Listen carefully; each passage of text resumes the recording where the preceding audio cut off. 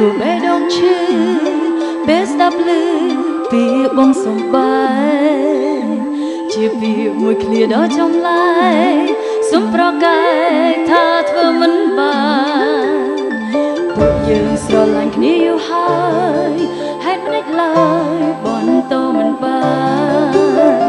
គិតអ្វីស្រដីមកកលយ៉ាងខុសត្រូវប៉ុន្មានយើងអាចកែដំរើគ្នាប្រាប់បានទេតើបងនឹងគេស្គាល់គ្នាបានយូរប៉ុណ្ណាមិនព្រមចោលសង្សារកុំដល់បងរាប់ឆ្នាំមុនពេលបងស្រឡាញ់គេតើបងស្រឡាញ់អ្នកណាពេលដែលបងឯកាអ្នកណានៅក្បែរបងនឹកឃើញគ្រានោះផងនៅពេលដែលបងសម្រេចចិត្តថាជ្រើសអ្នកថ្មីយើងស្រឡាញ់គ្នាយូរហើយមិនដេញបន្តទៀតមិនបានក៏ក៏យ៉ាងសម្រេចចិត្តជាថ្មីមុននឹងមកនិយាយថាចង់បែកគ្នា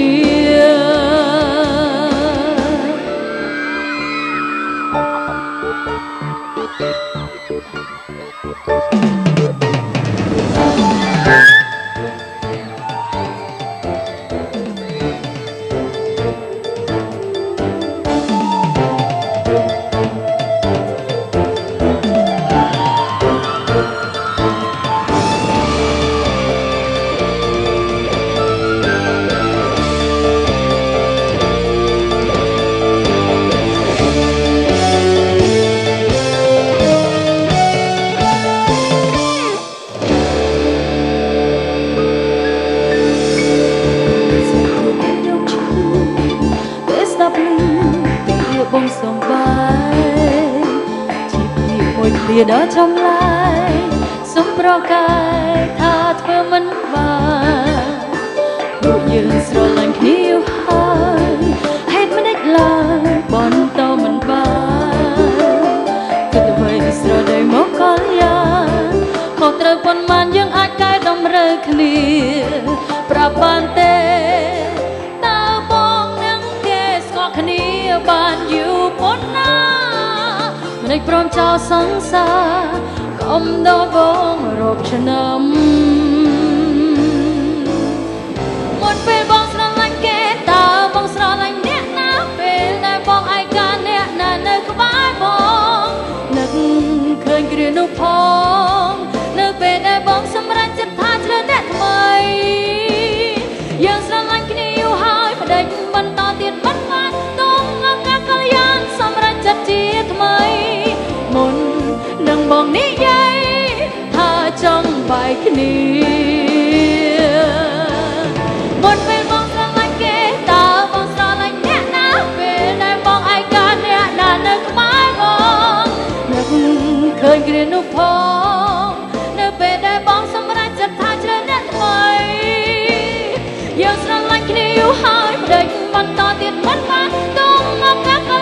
សម្រាប់ចិត្តជាថ្មីមុននឹងបងនិយាយថាចង់បែកគ្នា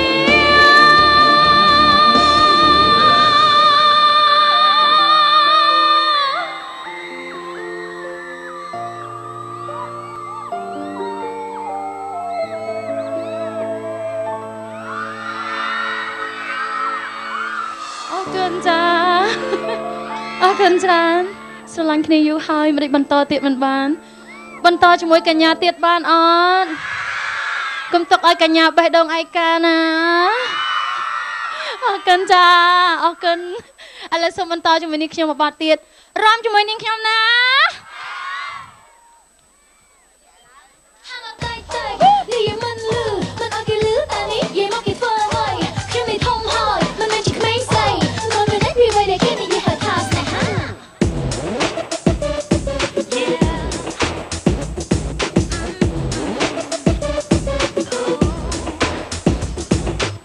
ស្នេហ៍ខ្វាត់ជាចេញទៅឲ្យឆ្ងាយស្នេហ៍ស្មោះចាំចូលមកចិត្តតាន់ពេលនេះខ្ញុំបបដួងចិត្តរត់តែពិតតែមិនទាន់អាយុ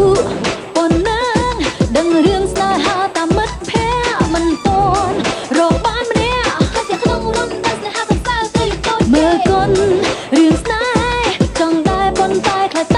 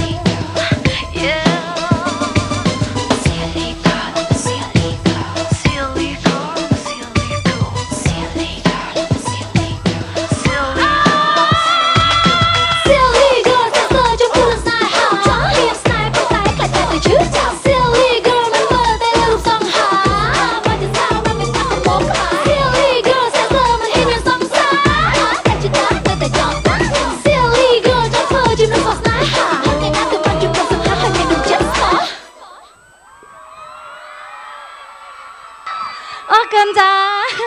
អរគុណនៅស្នូតែដៃអរគុណនៅការលើកទឹកចិត្តចាសម្រាប់បទចម្រៀង Silly Girl អរគុណច្រើនសម្រាប់បទចម្រៀងរបស់កញ្ញាអរគុណកញ្ញាសូមអញ្ជើញតារាចម្រៀងទាំងអស់ឡើងមកខាងលើឆាតដើម្បីអសាទរនៅបទចម្រៀងរួមគ្នាបាត់ដំបងមានអ្វីឆ្ងាញ់ទេបាទសូមអញ្ជើញតារាចម្រៀងទាំងអស់ចូលរួមលេងទាំងអស់គ្នាបាទក្រុមរំទាំងអស់អញ្ជើញបាត់ដំបងមានអ្វីឆ្ងាញ់បាទជាមួយនឹងចង្វាក់មានគេបាត់ដំបងមានណែមកបងបាត់ដំបងមានអ្វីឆ្ងាញ់ទេមានហោហើយមិនខ្វាំងទេណាមានអ្វីខ្លាំងកែវកននិថាសូមមេត្តារៀបរាប់ប្រាប់បងសូមចាំស្ដាប់ជំរាបប្រាប់បងសូមចាំស្ដាប់ជំរាបប្រាប់បងអរគុណនួនល្អងបងចាំស្ដាប់ហើយបាត់ដំបងមានសពបែបយ៉ាងមានបបរែងបក្រាំងតាមផ្ទៃនឹងស្វាយទីហើយក្រូចពោធិ៍សាត់ផ្អែមឆ្ងាញ់ពិសេសចាំខ្ញុំបេះជូនបងពិសាអរគុណហើយកែកននិថាអរគុណហើយកែកននិថាញ៉ាំពីអ្នកណាទើបតាព្រមញ៉ាំបាត់ដំបងមានផ្អកតែប្រៃអូយចិត្តប្រហុកជ័យឆ្ងាញ់ណាស់ណាមុំមាននៅឯណាអូនៅឯភូមិស្នឹងបើអញ្ចឹងយើងនាំគ្នាទៅយើងកាត់តាមព្រៃភ្នំសំពៅយើងកាត់តាមព្រៃភ្នំសំពៅរួចហើយយើងទៅលេងក៏បៃលិនមើលផ្លែទុរេនអូយក្រអូបមែនតែនឆ្ងាញ់ណាស់ណាមុំលើកដៃឡើងដល់គ្នាបាទអាផ្លែសាម៉ែផ្អែមដូចទឹកខ្មុំពណ៌លឿងទុំដូចមាឆ្អិនឆ្អៅបបៃលិននឹងបាត់ដំបងសបាយណាស់បើបបៃលិននឹងបាត់ដំបងសបាយណាស់បើអូយលែងចង់ទៅភ្នំពេញវិញហើយអរគុណចាអរគុណសម្រាប់អ្នកបាត់ដំបងជូនពរទាំងអស់គ្នាទទួលបានសុខភាពល្អត្រឡប់ទៅគេឋានមួយប្រកបដោយសុវត្ថិភាពជួបគ្នាសប្តាហ៍ក្រោយនៅខេត្តកំពង់ឆ្នាំងបាយបាយនេះត្រីសួស្ដី